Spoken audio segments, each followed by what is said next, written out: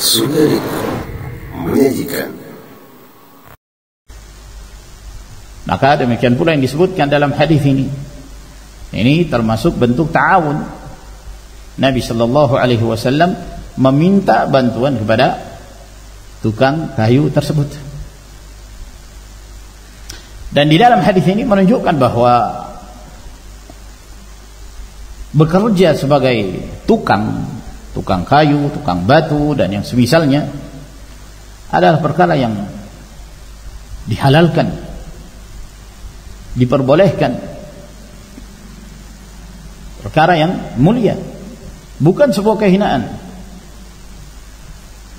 Walaupun di pandangan sebagian orang mereka menganggap rendah perbuatan itu. Padahal itu bukanlah sebuah kehinaan, bukanlah sebuah kerendahan. Bahkan di kalangan para nabi dan rasul, di antara mereka ada yang menjadi tukang kayu.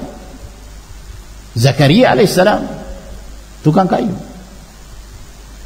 Disebutkan dalam riwayat Imam Muslim dari hadis Abu Hurairah radhiyallahu taala anhu bahwa Rasulullah sallallahu alaihi wasallam bersabda, "Kana Zakaria najjaran." Bahwa Zakaria alaihi salam adalah seorang tukang kayu. Seorang tukang kayu. Nabiullah Nuh alaihi salam demikian pula. Para ulama menyebutkan bahwa beliau tukang kayu, makanya bisa membuat kapal. Al-Hafidh An-Nawawi rahimahullah ketika beliau menjelaskan hadis ini, kana Zakaria najjaran, bahwa Zakaria adalah seorang tukang kayu, kata beliau, fihi jawazus sana'i' wa anna an-nijarata la tusqitul muru'ah. Bahwa di dalam hadis ini terdapat dalil bolehnya bekerja untuk membuat sesuatu sebagai tukang, dan bahwasanya seorang yang bekerja sebagai tukang kayu itu tidaklah merusak harga diri seorang, tidak merusak muru'ah seseorang. Wa annaha sun'atun fadilah, dan bahwa ini adalah sebuah pekerjaan yang mulia, bekerja sebagai tukang batu, bekerja sebagai tukang kayu ya. Walaupun terlihat seorang yang bekerja dalam bidang ini terlihat belepotan, wallahi itu lebih mulia, itu lebih baik daripada seorang yang berdasi tapi korupsi. Wah, penampilannya tampan ya, menarik, bersih, pakaiannya bersih, penampilannya bersih, tapi pekerjaannya di bank riba, kerja di bank, hasilnya riba, gajinya riba ya. Wah, gajinya banyak, puluhan juta, tapi dari hasil riba. Walaupun dia mulia di mata sebagian manusia, dia hina di hadapan Allah subhanahu wa ta'ala. Sementara tukang ini, tiap hari subhanallah bergelut dengan semen, dengan tanah ya. Kadang-kadang diterik matahari sampai menyebabkan kulit menghitam. Wallahi itu lebih mulia, barakallahu fikum. Walaupun dalam anggapan, dalam pandangan sebagian manusia bahwa itu adalah sebuah kerendahan. Kata Al-Hafidh An-Nawawi rahimahullah ta'ala, wa annaha sun'atun fadilah, ini adalah pekerjaan yang mulia. Wah, bergembira para tukang ini, alhamdulillah. Nah, ana jadi tukang gembira gitu. Antum berbangga, salafnya Zakaria alaihissalam. Nah, kata An-Nawawi hafizahullah, wa fihi fadilatun li Zakaria sallallahu alaihi wasallam fa innahu kana sani'an ya'kulu min kasbih. Dan di dalam hadis ini terdapat keutamaan untuk Zakaria sallallahu alaihi wasallam, di mana beliau bekerja, beliau membuat sesuatu, beliau makan dari hasil pekerjaan tangannya sendiri. Dan telah thabit, telah sahih dari Nabi sallallahu alaihi wasallam bahwa beliau mengatakan afdalu ma akala ar-rajulu min kasbih wa inna nabiyallahi Daud kana ya'kulu min amali yadihi. Bahwa yang paling afdal yang dimakan oleh seorang adalah dari hasil pekerjaan tangannya sendiri. Dan sesungguhnya Nabiullah Daud alaihissalam beliau makan dari hasil pekerjaan tangannya sendiri. Daud alaihissalam pandai besi. Daud alaihissalam. Walhasil ini juga menunjukkan bahwa termasuk di antara hal yang dianjurkan seorang bekerja, at-takassub, mencari penghasilan, itu bukan suatu kehinaan dan tidak dikatakan seorang yang menggeluti dan menyelaminya dikatakan sebagai hamba dunia. Tidak demikian. Itu kemuliaan. Itu satu kemuliaan. Bukankah Rasulullah sallallahu alaihi wasallam ketika beliau ditanya ayyul kasbi atyabu, penghasilan apakah yang paling baik? Kata Nabi alaihi salatu wassalam, amalur rajuli biyadihi wa kullu bai'in mabrur. Seseorang beramal dengan tangannya sendiri dan setiap jual beli yang mabrur, yang tidak ada penipuan di dalamnya, tidak ada kedustaan di dalamnya, dibangun di atas kejujuran, itu amalan yang paling afdal.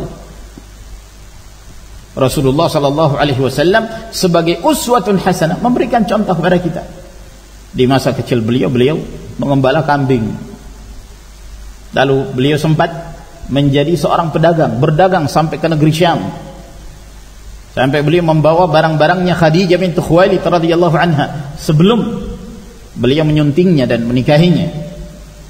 Beliau membawa barangnya dan dipercaya sebagai seorang amin, bekerja.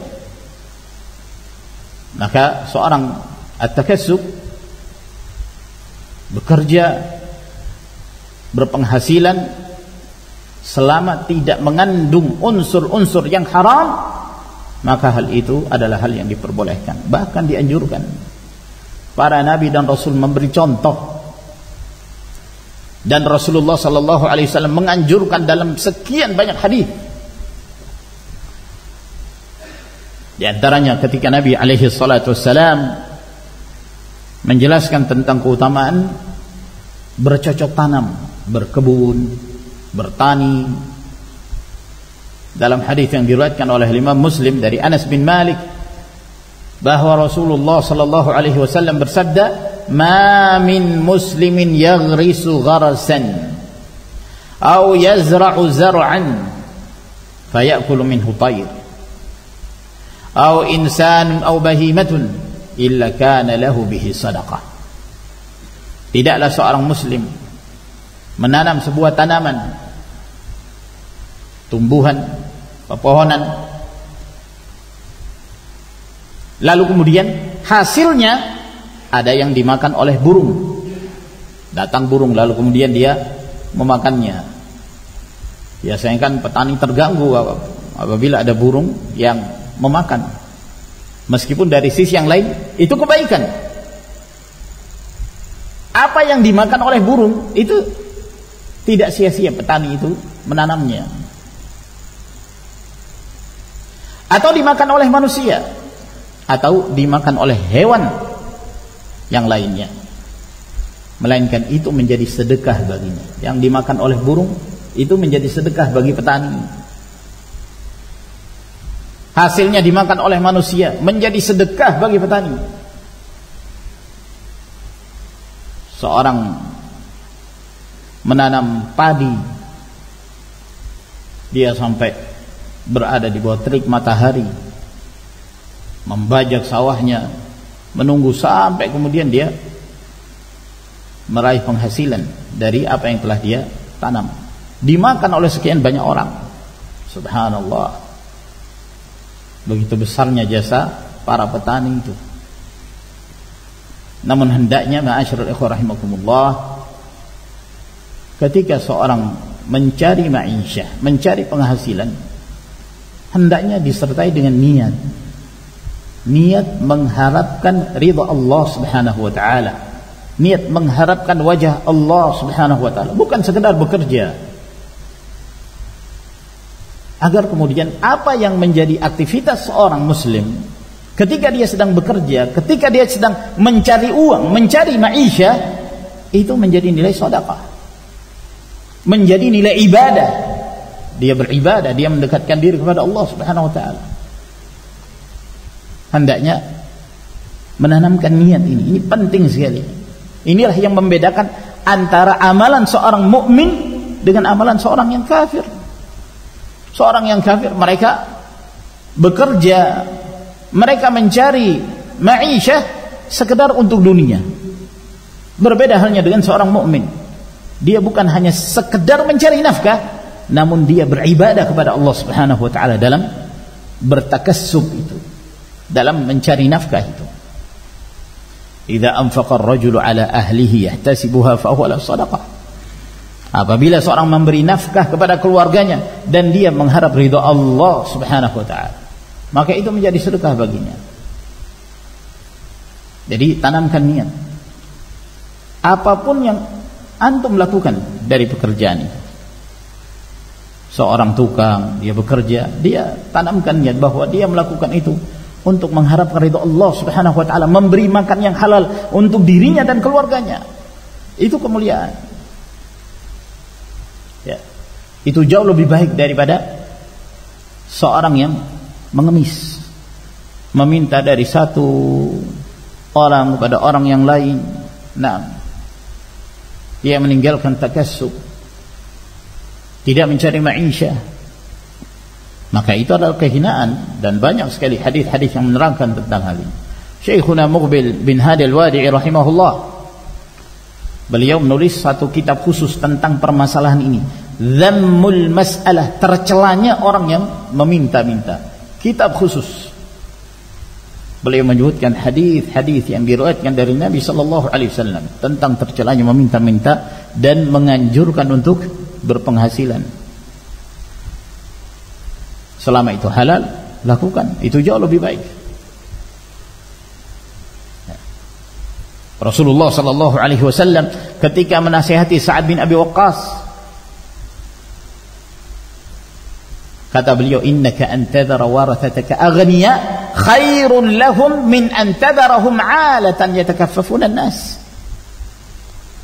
Engkau meninggalkan ahli warismu dalam keadaan mereka berkecukupan, itu jauh lebih baik daripada engkau membiarkan mereka menjadi orang yang miskin, yang menyebabkan mereka meminta-minta apa yang ada di tangan manusia.